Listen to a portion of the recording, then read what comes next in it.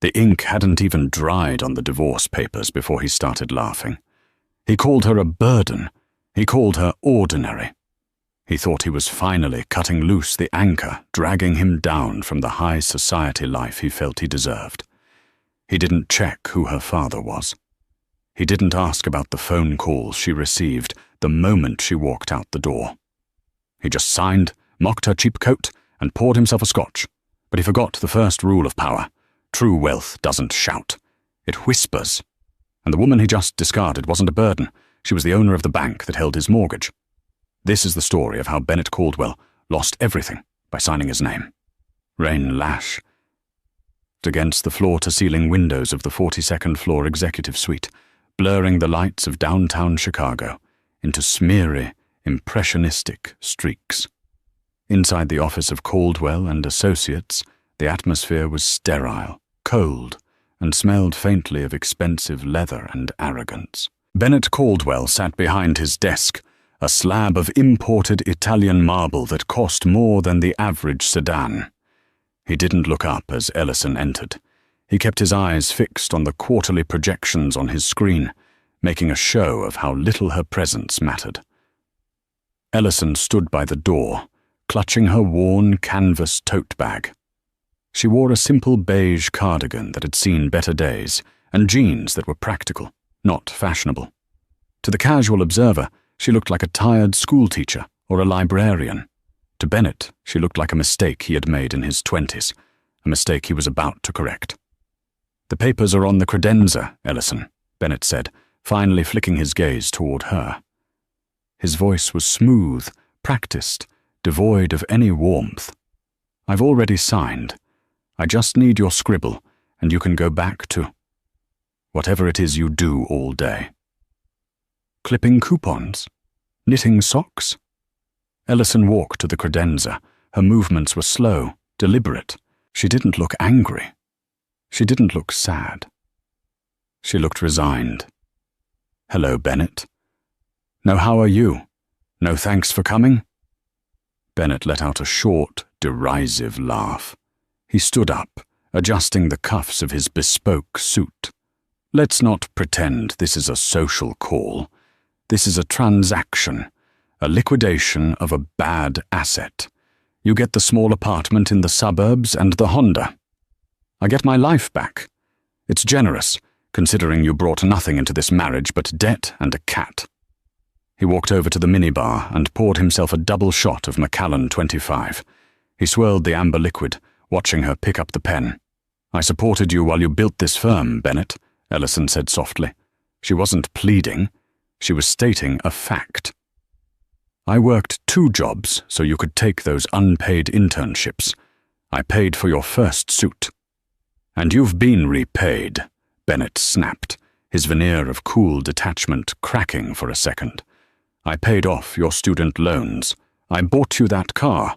But let's be real, Ellison. You don't fit here." He gestured vaguely at the opulent office, then at the city skyline beyond. "I'm merging with the Donovan Group next month." "Do you know what that means? It means galas in Zurich. It means dinners with senators. I can't have a wife who looks like she buys her wardrobe by the pound at a thrift store standing next to me. It's bad for the brand." Ellison looked down at the divorce decree. "Irreconcilable differences. Is that what this is about? Sienna?" Ellison asked. She didn't say the name with jealousy, but with a strange kind of pity. Bennett smirked. "Sienna understands this world. She's a VP of marketing. She speaks 3 languages. She looks the part. You're invisible, Ellison. You've always been invisible." He took a sip of his scotch, enjoying the burn. "Sign it, Ellison. Stop dragging this out. You're getting a settlement. Take it and find a nice, quiet life where you don't have to pretend you understand what a hedge fund is." Ellison uncapped the pen. For a moment, she hesitated. Not out of love, but out of a final ethical pause. She looked at him, searching for any trace of the man she had married 5 years ago, the man who had ambition, but also a heart. She found only greed and vanity. "You're right, Bennett," she whispered. I don't fit in your world." "Finally," he muttered. She signed her name, Ellison Vane. The scratch of the pen against the paper seemed to echo in the silent office. She placed the pen down gently. "It's done," she said. Bennett strode over, snatched the papers, and checked the signature as if he expected her to trick him. "Perfect. My lawyer will wire the settlement funds to your account within 48 hours. Try not to spend it all on cat food." He turned his back on her, returning to his window, looking out at the city he felt he owned. "You can leave your key on the desk on your way out." "And Ellison?" "Yes?" "Don't come back. The security downstairs has been updated. You won't be on the list." Ellison placed her house key on the marble desk with a soft clink. "Goodbye, Bennett. I hope the view is worth it." She turned and walked out. As the heavy oak door clicked shut, Bennett raised his glass to his reflection in the window. "To freedom," he toasted, "and to upgrading." He had no idea that the settlement he was so proud of was less than the interest Ellison's family earned in a single hour. Ellison walked out of the Caldwell and Associates building and into the pouring rain. She didn't open an umbrella. She just let the cold water hit her face, washing away 5 years of pretenses. She stood on the curb, the busy Chicago traffic rushing past, splashing dirty water onto her jeans. Bennett was right about one thing. She had been invisible. But he was wrong about the reason. She hadn't been invisible because she was nothing. She had been invisible because she was hiding. A black sedan pulled up to the curb. It wasn't a taxi. It was a Rolls-Royce Phantom 8, extended wheelbase, painted in a shade of midnight blue, so deep it looked black. The windows were heavily tinted. Passers-by stopped to stare. In this part of the financial district, luxury cars were common, but a Phantom of this caliber, with diplomatic flags on the fender, was a rare sight. The rear door opened. A man in his 60s stepped out, holding a large black umbrella. He wore a suit that cost more than Bennett's entire office fit-out. His posture was military stiff, his expression grave, but kind. "Mrs. Caldwell?" the man started, then corrected himself immediately. "Miss Vane. My apologies." Ellison looked at him and offered a tired, genuine smile. "Hello, Arthur. You're right on time." Arthur Penderecki, the head of private security and legal counsel for the Kavanagh Vane Trust, held the umbrella over her, shielding her completely from the rain. "The board has been notified of the signature. The trust is unlocked. Fully. Your grandmother was anxious." "Grandmother is always anxious," Ellison said, stepping into the plush leather interior of the car. The warmth hit her instantly, along with the scent of jasmine and aged wood. Arthur closed the door and slid into the front passenger seat. As the car pulled away, gliding silently into traffic, Arthur turned back to face her. "We have taken the liberty of retrieving your personal items from the suburban residence. They are already being transported to the penthouse at the St. Regis. Is there anything else you require from your former life?" Ellison looked out the tinted window. She saw the Caldwell building towering above, a monument to Bennett's ego. "No, Arthur, nothing." "Very good. And regarding Mr. Caldwell?" Arthur asked, his tone dropping an octave. "The chaotic nature of his business filings. We have completed the audit you requested 6 months ago. The man is leveraged to the hilt. He's borrowing from Peter to pay Paul. He thinks the merger with Donovan will save him." Ellison leaned back into the seat, closing her eyes. "He thinks he's a shark, Arthur. But he's just a minnow in a tank he doesn't understand." "Shall we initiate the protocols?" Arthur asked. "Not yet," Ellison said, opening her eyes. They were no longer the soft, passive eyes Bennett was used to. They were sharp, cold, and brilliant, the eyes of a woman who had been trained since birth to manage a dynasty worth $3 trillion. Let him have his victory lap. Let him feel the high. It will make the fall so much more educational. "As you wish, Miss Vane. Where to?" "The hangar. The jet is ready. Fueled and filed for Paris, madame. The family is waiting." As the Rolls-Royce dissolved into the city traffic, Ellison pulled a phone from her tote bag. It wasn't the cracked iPhone she used around Bennett. It was a secure satellite device with no brand markings. She dialed a single number. "It's done," she said into the receiver. "Initiate the acquisition of Aurora Holdings, and tell the board I'm coming home." 3 weeks later, Bennett Caldwell felt like a god. The divorce was finalized with record speed, thanks to his aggressive lawyers. He had moved Sienna into the penthouse suite of the Ritz-Carlton, while he renovated his bachelor pad. The merger with the Donovan Group was in the due diligence phase, and the media was eating it up. "Rising star of fintech," the headlines read. "Caldwell to revolutionize mobile banking."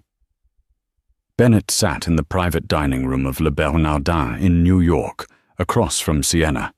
She was stunning, wearing a red dress that left little to the imagination, her diamond earrings catching the light. She was everything Ellison wasn't, loud, vibrant, and hungry for attention. "To us," Sienna cooed, clinking her champagne flute against his. "And to the Donovan deal. I heard the signing bonus alone is going to be 8 figures. "Low 8 figures, Bennett corrected with mock humility, though his chest swelled. "But the real money is in the stock options. Once we go public, we're talking hundreds of millions. We'll be royalty, Sienna." Sienna giggled. "I've already looked at summer homes in the Hamptons, and maybe a chalet in Aspen.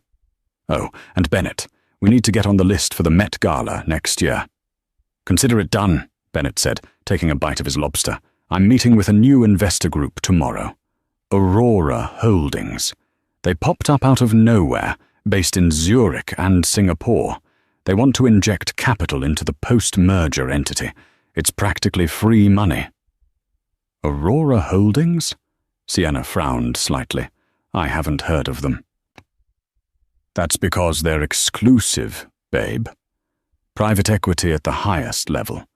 They don't advertise. They find you." Bennett wiped his mouth. "My broker said they've been watching my career for 5 years. They think I'm a visionary." "Of course they do," Sienna purred. Bennett's phone buzzed on the table. He glanced at it. An unknown number. "Ignore it," Sienna said. "It might be the Donovan team," Bennett said, picking it up. "Caldwell here." "Mr. Caldwell," a voice said. It was deep, distorted slightly, likely by a poor connection or digital masking. "This is regarding your meeting with Aurora Holdings tomorrow at 10 a.m. "Yes, I'm confirmed. Who is this?" "This is a courtesy call. The CEO of Aurora will be attending personally. They rarely attend preliminary meetings. You should be prepared." Bennett felt a jolt of excitement. "The CEO? That's fantastic. What's his name? I'll have my team run a brief." There was a pause on the other end. A silence that felt heavy. "The CEO is not a he, Mr. Caldwell, and she does not require a brief. She knows everything about you. Just bring your A game. And Mr. Caldwell?" "Yes? Wear the blue tie, the one you wore to your wedding. She likes nostalgia." The line went dead. Bennett frowned, looking at the phone. "Weird." "What?" Sienna asked, reapplying her lipstick. "The investor said the CEO is coming, and gave me fashion advice." He shook his head, laughing it off. "These eccentric billionaires, they love their power plays." "Who cares?" Sienna shrugged, "as long as the check clears." The next morning, Bennett entered the conference room of the Four Seasons, where the meeting was scheduled. He had ignored the advice and wore a red power tie. He wasn't going to let some unknown CEO dictate his wardrobe. The room was impressive, overlooking Central Park, but the room was empty, save for a single man standing by the window. It was Arthur Penderecki, though Bennett didn't know him. Arthur turned. He wasn't wearing the security uniform now. He was in a charcoal 3-piece suit that screamed old money. "Mr. Caldwell," Arthur said, "please sit." "I'm here to see the CEO of Aurora," Bennett said, checking his watch. "I'm a busy man. The CEO is running 2 minutes late. Her jet from Monaco had a headwind," Arthur said calmly. "I am the liaison. My name is Arthur." Bennett sat, annoyed. Fine, let's talk numbers. I'm looking for a $50 million injection for a 10% equity stake. Non-negotiable. Arthur smiled. It was a shark smile. We are prepared to offer 100 million. Bennett's eyes widened. 100? For what percentage? For control, Arthur said. 51%. Bennett laughed out loud. You're joking. I'm not selling my company. This is a partnership, not a takeover. Oh, it's not a takeover, Mr. Caldwell, Arthur said, sliding a thick file across the table. It's a rescue. Bennett opened the file. His smile vanished. Inside were photocopies of his private ledgers, the hidden debts, the creative accounting he had used to hide losses from the Donovan Group, the offshore accounts he hadn't declared to the IRS. Where did you get these? Bennett hissed, his face draining of color. Aurora Holdings is very thorough, Arthur said. We know you're insolvent, Bennett. If the Donovan Group sees this, the merger is dead. You'll be investigated for fraud. You'll go to prison. Bennett felt sweat trickle down his back. Who are you people? We are the only thing standing between you and a federal indictment, Arthur said. We buy 51%. We clean up the mess. You stay on as the face of the company.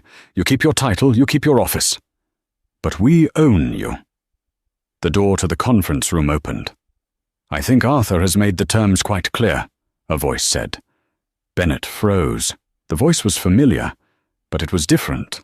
Commanding, resonant, polished. He turned around. Walking into the room was a woman wearing a white Dior suit, tailored to perfection. She wore heels that clicked with authority against the parquet floor. Her hair, once frizzy and tied back in messy buns, was now a sleek, dark curtain of silk. On her neck sat a sapphire necklace that looked heavy enough to sink a small boat. She walked to the head of the table and sat down. She looked at Bennett with eyes that held the weight of oceans. Hello, Bennett, Ellison said. Bennett's mouth fell open. He looked at Arthur, then back at the woman. Ellison? What are you doing here? How did you get in here? I own the room, Bennett, she said, interlacing her fingers on the table. In fact, I own the hotel. And as of this morning, through Aurora Holdings, I own your debt.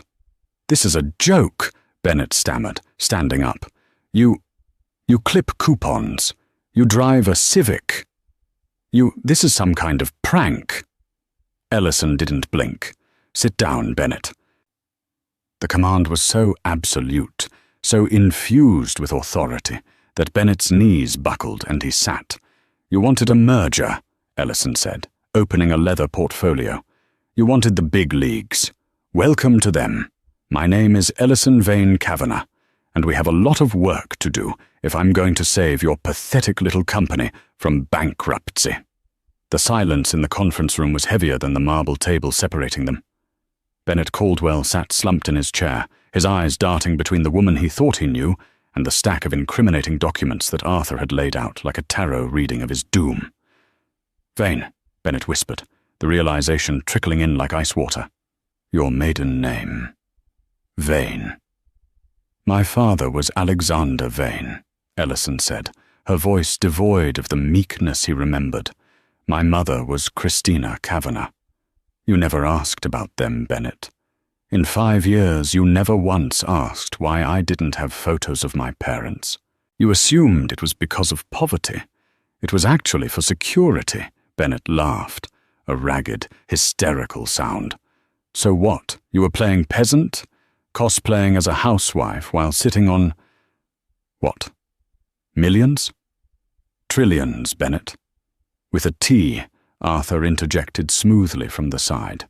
The Vane Kavanagh Trust controls significant interests in maritime shipping, rare earth mining, and, ironically, the very banking software infrastructure your company attempts to emulate. Bennett looked at Ellison. You lied to me. For 5 years. I omitted, Ellison corrected, her gaze sharp. I wanted to know if a man could love me for me, not for the portfolio I bring to the table. I wanted to build a life with someone who valued partnership. And for a while I thought you were that man. But then the firm started making money, and you started changing. You didn't want a partner, Bennett. You wanted an accessory. And when the accessory didn't shine bright enough for your new friends, you discarded it.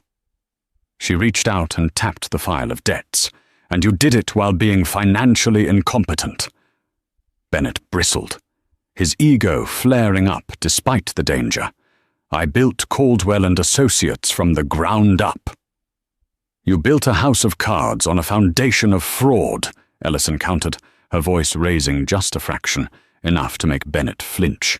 Embezzling from the employee pension fund to pay for the lease on the Ferrari? Hiding losses in shell companies in the Cayman Islands? The SEC would put you away for 20 years, Bennett. Arthur has already drafted the whistleblower complaint. Bennett felt the room spin. He gripped the edge of the table. So that's it? You're going to send me to jail? Revenge for the divorce? No, Ellison said, leaning back. That would be too easy, and it would destroy the company. Despite your mismanagement, the algorithm your engineers wrote is actually good. It has value. I don't destroy value, Bennett. I acquire it. She signaled to Arthur, who slid a new document across the table. It was thick, bound in blue leather. This is the restructuring agreement, Ellison explained. Aurora Holdings, my company, will acquire 51% of Caldwell and Associates. We will infuse the capital needed to pay off your debts and balance the books. The merger with Donovan will proceed. Bennett looked at the document, hope flickering in his chest. So, I stay CEO? I keep my shares? You keep the title of CEO, Ellison said, a cruel smile touching her lips, because the market trusts you. But you will have no voting power. You will have no spending authority over $5,000 without Arthur's countersignature. You will work for me. And my salary? Bennett asked. Your salary will be reduced to $1 a year, Ellison said.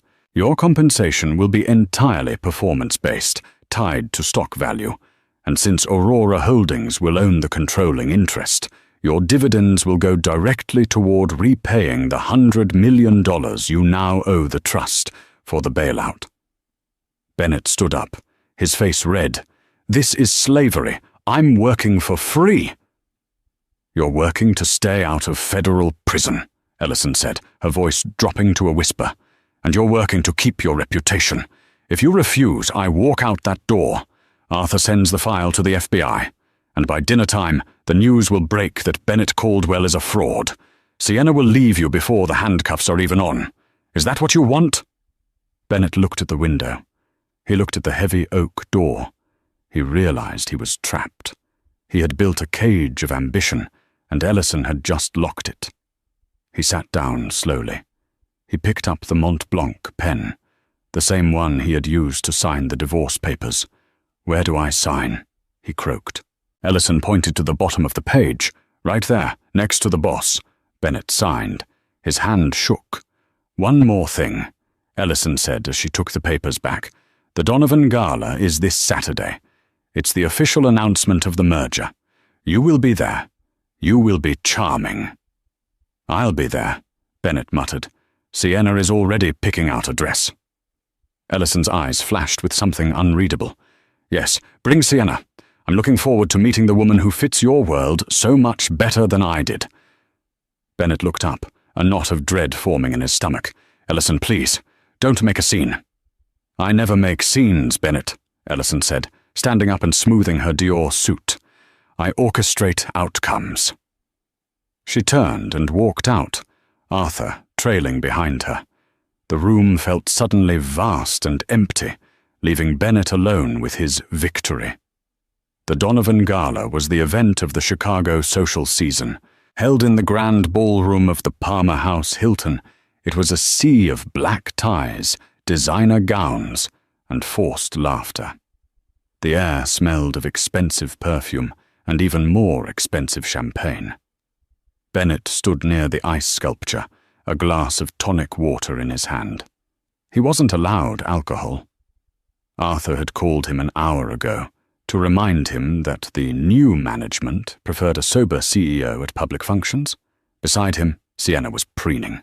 She wore a dress that was perhaps a shade too bright, a neon canary yellow gown with a plunging neckline that drew eyes, though not necessarily for the reasons she hoped. She was scanning the room, looking for photographers.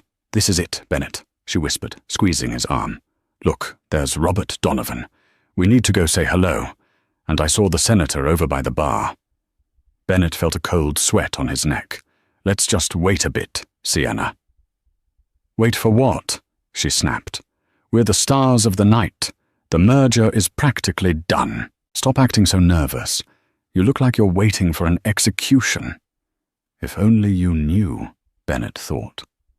"By the way," Sienna said, taking a sip of her martini, "did you ever find out who the investor from Aurora Holdings is? The woman you met?"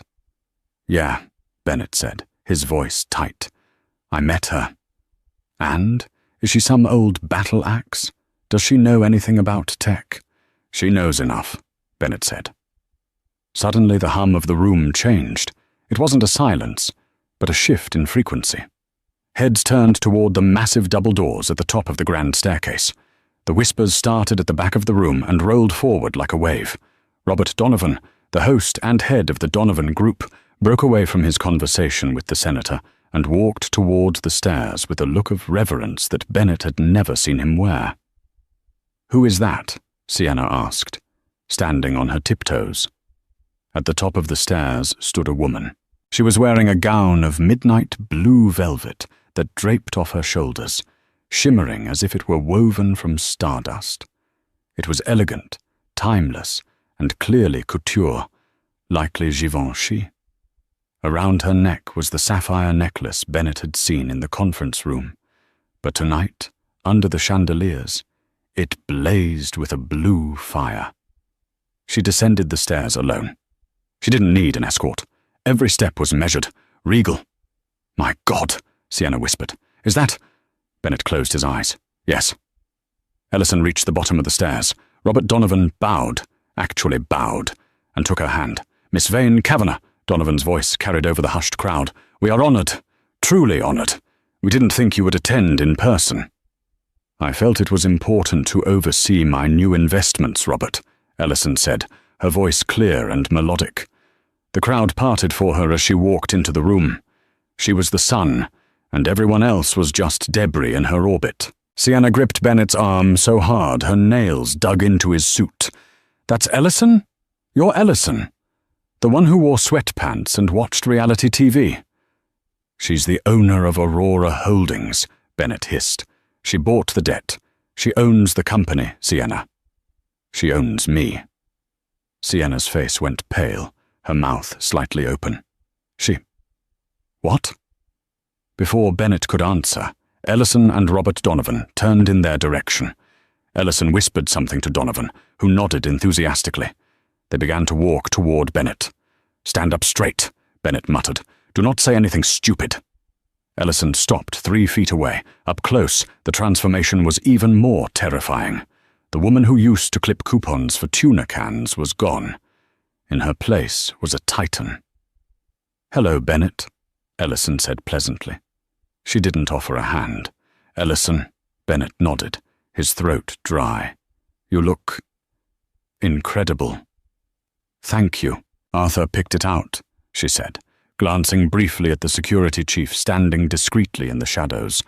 Then her eyes shifted to Sienna. The look wasn't angry. It was surgical. She scanned Sienna from the neon dress to the fake tan, to the nervous grip on the martini glass. "And you must be Sienna," Ellison said. Sienna tried to muster her usual bravado. She straightened her spine and gave a tight, fake smile. "Yes, I'm the VP of Marketing for Caldwell and Associates, and Bennett's fiancé." Bennett winced. They weren't technically engaged, but Sienna liked to stake her claim. "Fiancé," Ellison repeated, tasting the word. "How lovely. It's bold to move on so quickly, isn't it? But then again, efficiency is key in business." "I helped Bennett build this merger," Sienna said defensively, sensing she was being mocked, but not sure how. "I understand the lifestyle he needs, the image." Ellison smiled. It was a terrifyingly genuine smile. "The image, yes. Tell me, Sienna, do you know the history of the venue we are standing in?" "The hotel?" Sienna blinked. It's the Palmer house. It's old. Potter Palmer gave it to his wife, Bertha, as a wedding gift in 1871, Ellison said, her voice casual but carrying weight. Bertha was the queen of Chicago society. She didn't buy her way in with loud dresses or loud words. She ruled because she understood that true power is quiet. It's dignity. Ellison took a step closer to Sienna. Bennett signed a contract with me yesterday, Ellison said softly, so only the three of them could hear. He didn't tell you the details? Under the new restructuring, executive partners, that includes Bennett, are subject to a morals clause. It requires that their public associations reflect the dignity and heritage of the parent company, Aurora Holdings. Sienna frowned. What are you saying? I'm saying, Ellison continued, her eyes hard as diamonds, that your dress is a violation of the company dress code, and your presence here, as the mistress who broke up a marriage before the ink was dry, is bad for the brand. You can't talk to me like that, Sienna's voice raised, attracting glances. Bennett, tell her. Bennett looked at the floor. Sienna, please. He can't tell me anything, Sienna, Ellison said. He works for me, and if you want him to keep his job and the paycheck that buys those martinis, you will lower your voice. Ellison turned to Robert Donovan, who had stepped back into the circle. Robert, I think Mr. Caldwell is feeling unwell. He and his guest should probably be escorted out. It would be a shame to ruin the toast. Donovan didn't hesitate. He snapped his fingers. 2 large security guards materialized. Bennett, Sienna, Donovan said coldly. The car is waiting. This is insane, Sienna shrieked, pulling her arm away from Bennett. I am the VP of Marketing. Not anymore, Ellison said calmly. I reviewed the HR files this morning. Your position was redundant. We let you go as of 5 p.m. today. Didn't you check your email? Sienna froze.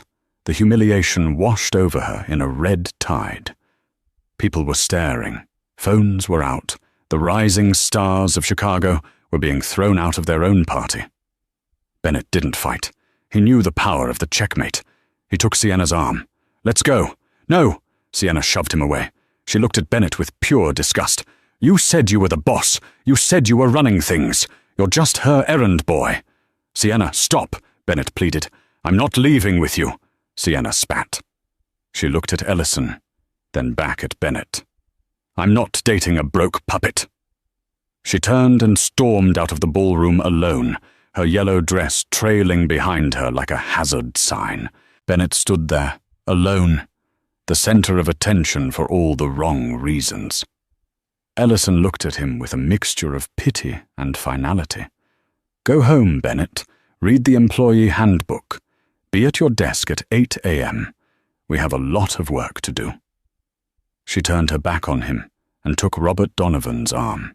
Now, Robert, tell me about this senator you wanted me to meet. As Bennett walked the long, lonely path to the exit, he heard the applause start behind him. It wasn't for him. It was for the Queen who had just ascended her throne. The weeks following the gala were a blur of misery for Bennett. He had expected anger from Ellison. He had expected shouting matches. What he got was far worse. Bureaucratic indifference. His office, once the jewel of the 42nd floor, was stripped. Ellison had moved the executive suite to the top floor, the 45th, which Aurora Holdings had purchased. Bennett was moved to a smaller office on the 38th floor. It had no view of the lake, only the brick wall of the adjacent building. Sienna was gone. She had cleared out the penthouse at the Ritz within hours of the gala, taking the jewelry he had bought her on credit and blocking his number. He heard through the grapevine she was now dating a hedge fund manager in Miami. Bennett sat at his desk, staring at a spreadsheet. His job was now essentially data entry. He had to approve expense reports for the engineering team. It was humiliating. But beneath the humiliation, a seed of rage began to sprout. He was still Bennett Caldwell. He had built the code. He knew the system better than anyone. Ellison might have the money, but he had the keys to the engine. He glanced at the security camera in the corner of his office. He knew Arthur watched everything, but Arthur couldn't watch his thoughts. Bennett opened a terminal window on his computer. He began to type, his fingers flying across the mechanical keyboard. He wasn't accessing the financial records. He knew those were locked down tight. He was accessing the source code for the Sentinel algorithm, the banking software that was the crown jewel of the merger. If he couldn't own the company, he would make sure it was worthless. He planned to insert a logic bomb, a few lines of code buried deep in the subroutines that would cause the system to crash randomly once the user base exceeded 10 million, a milestone they were expected to hit 3 months after the merger finalized. It would look like a technical failure, not sabotage. The stock would tank, Ellison would lose billions, and maybe, in the chaos, Bennett could buy the pieces back for pennies on the dollar. It was a desperate, suicidal plan. But he had nothing left to lose. He worked late into the night, every night for a week. He told Arthur he was optimizing legacy code to impress the new board. Arthur seemed to buy it. On a rainy Tuesday, Bennett finally finished the payload. He hovered his finger over the Enter key. Once he executed this compile, the virus would be embedded. "Take that, you heiress witch," he thought. He pressed Enter. Instantaneously, his screen went black. A large red padlock icon appeared in the center of the monitor. Then his office phone rang. Bennett stared at the phone. It rang again. He picked it up slowly. "Hello?" "Did you really think?" a voice said. It wasn't Ellison. It was a male voice, distorted and mechanical. "That we wouldn't have keystroke loggers on your machine." Bennett dropped the receiver. The door to his office burst open. It wasn't security guards. It was 2 federal agents in windbreakers, badges hanging from their necks. FBI.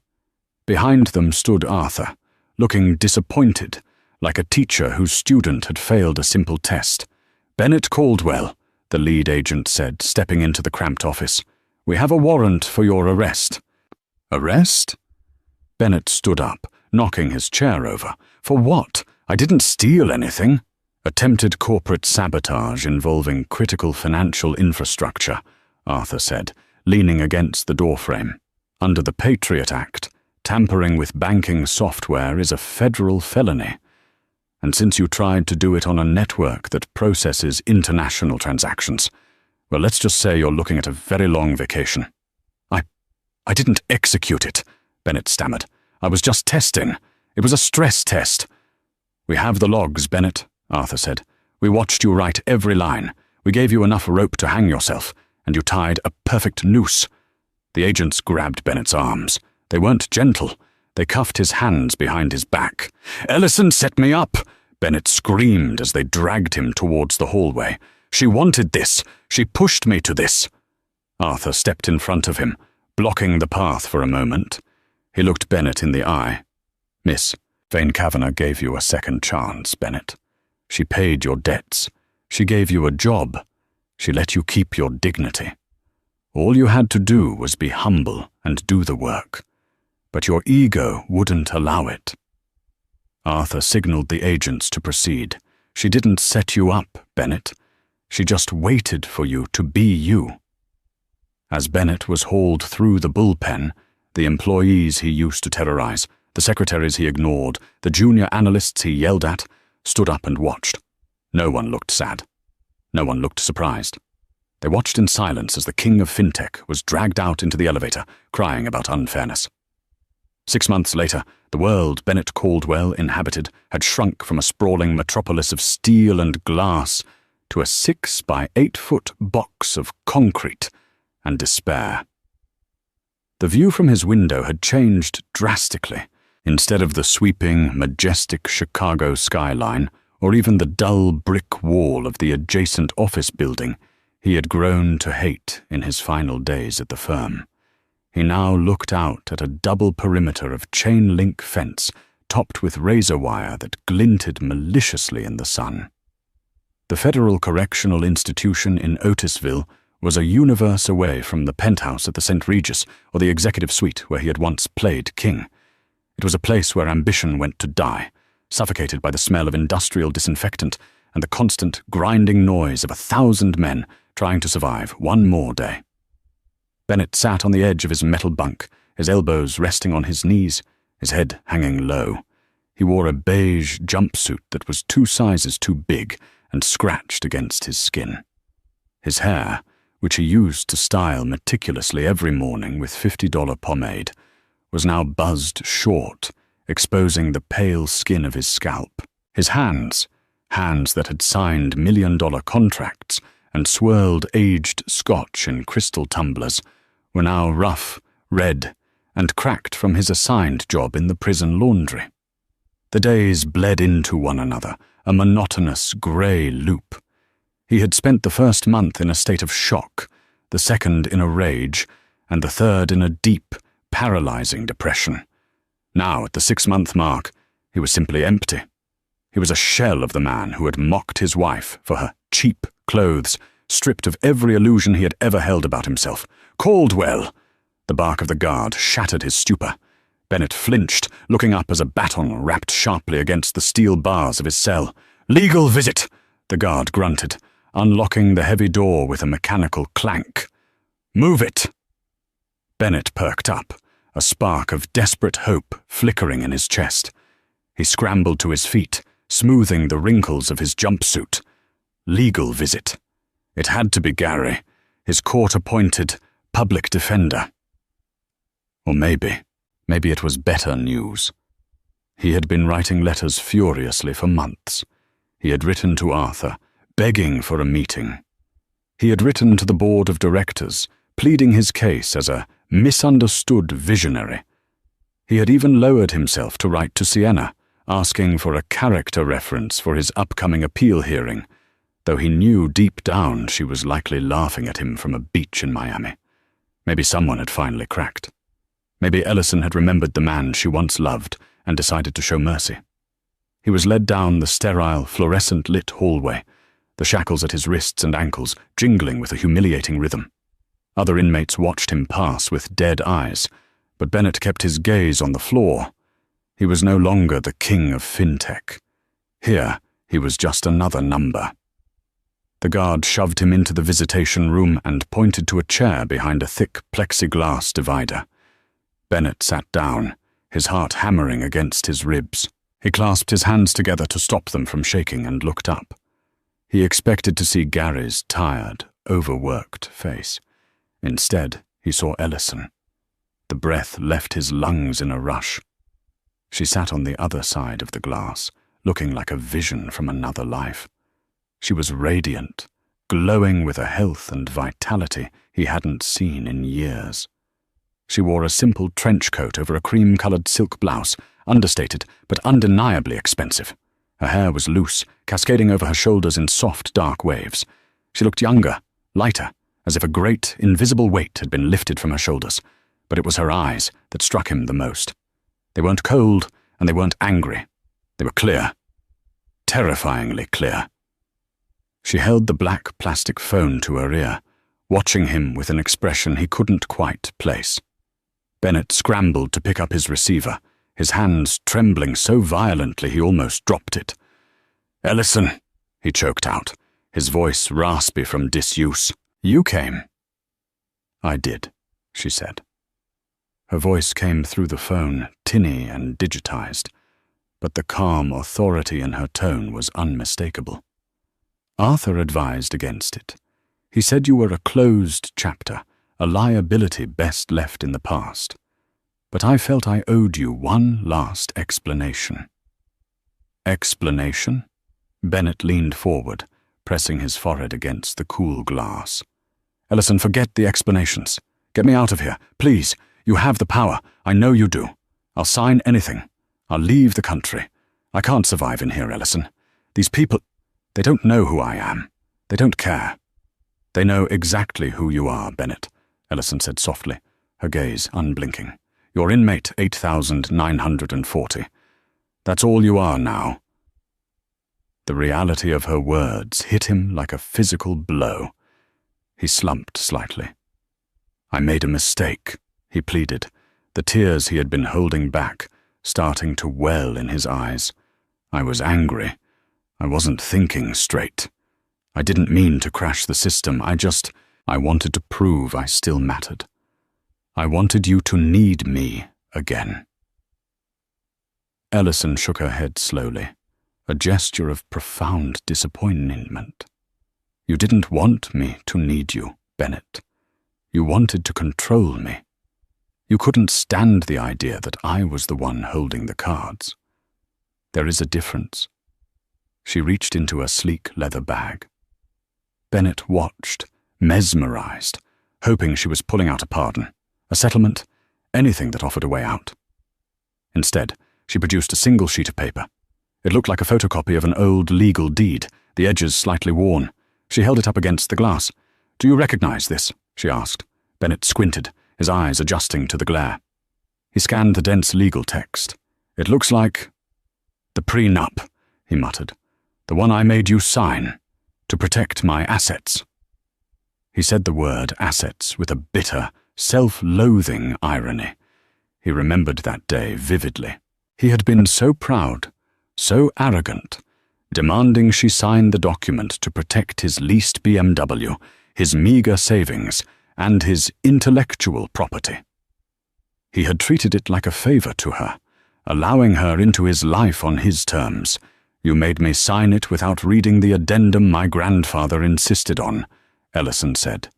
He was a suspicious man, Bennett. He built the Kavanagh empire by never trusting anyone fully, but he also believed in redemption. He believed that loyalty should be tested, and if proven, rewarded. She tapped a specific paragraph on the last page of the document. "The vain loyalty clause," she read aloud, her voice steady. "Should the spouse of the beneficiary remain in the marriage for 7 years, or support the beneficiary through a period of perceived financial hardship without complaint or infidelity, said spouse is entitled to 50% of the non-vested trust dividends upon the 10th anniversary." Bennett's mouth went dry. The noise of the prison around him, the shouting guards, the buzzing lights, faded into a dull hum. He stared at her, his brain trying to process the words. 50% of the non-vested trust dividends. He knew now what the trust was worth. He knew the scale of the Vane Kavanagh fortune. It was measured in trillions. "How much?" he whispered, his voice barely audible. Ellison lowered the paper. She looked at him with a strange mix of pity and detachment. "Last year's dividends alone were approximately $400 million, she said casually, as if discussing the price of a cup of coffee. "If you had stayed, Bennett, if you had just been kind, if you had just been a husband instead of a bully, you would have been worth $500 million in 2 years. Bennett felt the blood drain from his face, leaving him cold and dizzy. He gripped the edge of the counter to keep from sliding off his chair. $500 million, he mouthed. "You wouldn't have had to work a day in your life," Ellison continued, her voice relentless but gentle. "You could have had the cars, the houses, the fame you were so desperate for. All you had to do was love me when I was poor.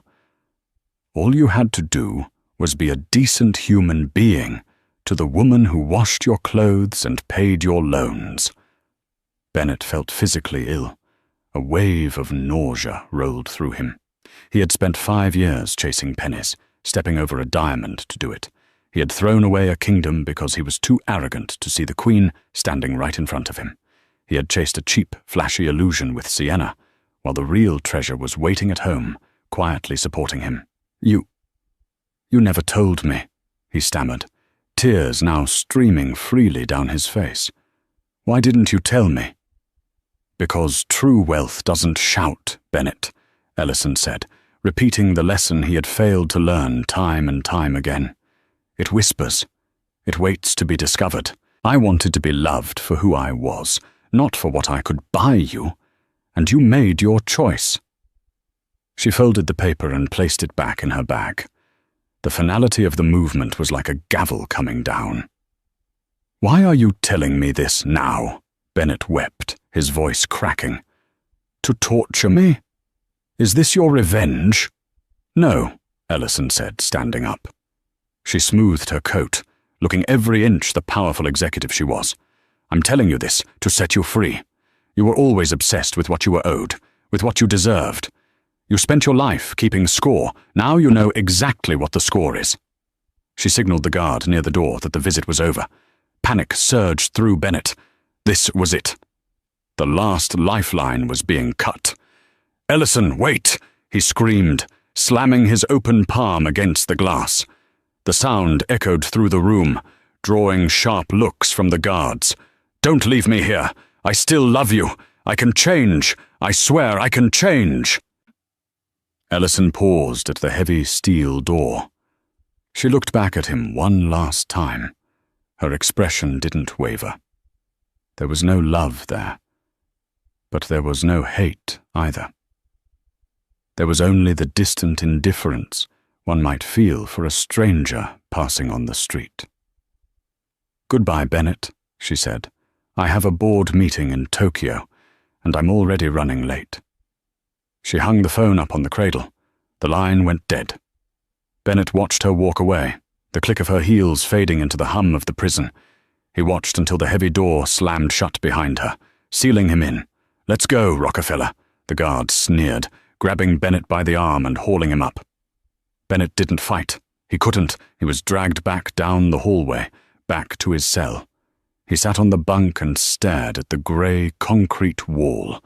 He knew, with a terrifying certainty, that he would spend every minute of the next 8 years thinking about that clause.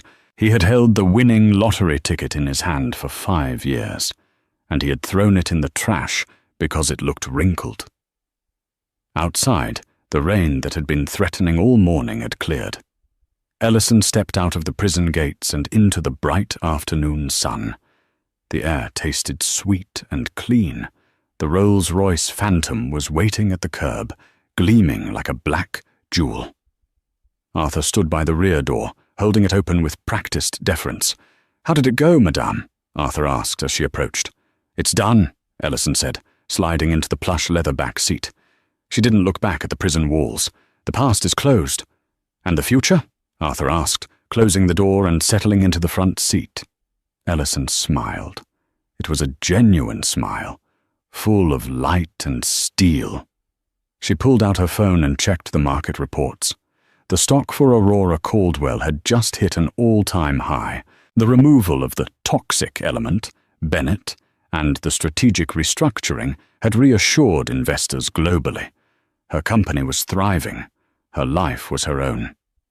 "The future looks profitable, Arthur," she said, looking out at the horizon. "Take us to the airport. It's time to fly." The massive car pulled away smoothly, gliding effortlessly down the road, leaving the prison and Bennett Caldwell in the dust, a forgotten footnote in the history of a dynasty that would last forever. And that is how Bennett Caldwell learned the hardest lesson of his life. He spent years chasing the appearance of success, never realizing that the greatest success was the woman holding his hand. He judged a book by its cover, and by the time he realized it was a masterpiece, he had already thrown it into the fire. Bennett thought he was the main character, but he was just a test he failed spectacularly. What would you have done if you were in Ellison's shoes? Would you have saved him from prison, or did he get exactly what he deserved? Let me know in the comments below.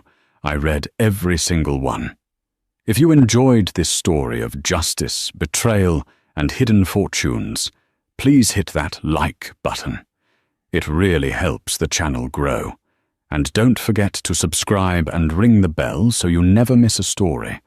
Until next time, remember, be careful who you mock on the way up, because you might meet them on the way down. Thanks for watching.